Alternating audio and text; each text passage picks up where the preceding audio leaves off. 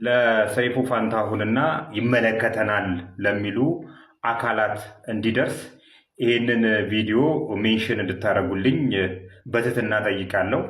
ከዚህ በፊት ስለ አትሌት ጌጤነሽ ውርዴ ነግሬያችሁ ነበር። እቺ አትሌት እንግዲህ ከባርሴሎና ኦሎምፒክ ጀምራ ከነ ደራርቱ ቱሉና ከነ ጌጤ ዋህሜ ጋር በመሮጥ ለሀገሯ ጥቅም ያለውን ውጤት አስገኝታለች። እንደምታዩት እነዚህ ሁሉ ሜዳሊያዎች በዘመኗ ለሀገሯ ያበረከተቻቸው ናቸው። ነገር ግን ዛሬ ላይ የቤት ኪራይ መክፈል አቅቷት አንድ ደግ የቢሾፍቱ የደብረ ዘይት ገበሬ በሰጣት እንድትኖርበት በሰጣት ጭቃ ቤት ውስጥ ነው ያለችው። ልጆች አሏት።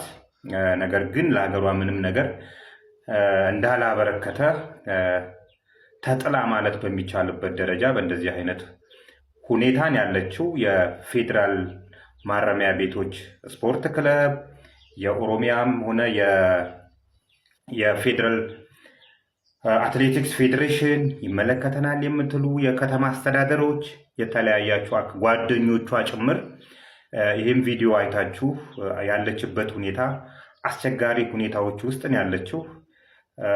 እንግዲህ ባለፈው የካንሰር ህመም የጡት ካንሰር ህመም ታማ የነበረችበትን ቤት በመሸጥ ጭምር ነው የታከመችው። ከዛ በኋላ የምትኖርበት ቤት ሁላ በማጣት ብዙ ስትቸገር ነበረ።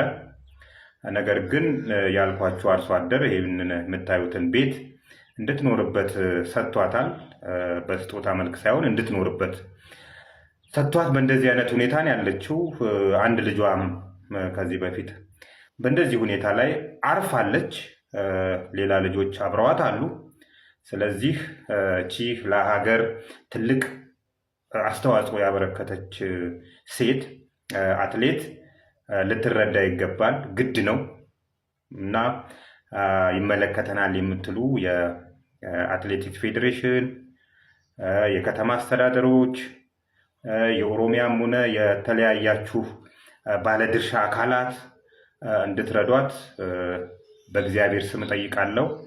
ሰይፉ ፋንታሁንም እችን ሴት አቅርበሃት እንደው ምን ሆነሽ ነው በዚህ ደረጃ እንትን ልትቸገር የቻልሽው ምን ሆነሽ ነው ብለህ ብትጠይቃትና አንተ ብዙ ሚዲያ ሊከታተልህ የሚችል ህዝብ ስላለ ይመለከተናል የሚሉ ሰዎችም በዚህ አጋጣሚ ሊያዩዋትና ችግሯን ሊረዱና ሊረዷት ስለሚችሉ እርዳት።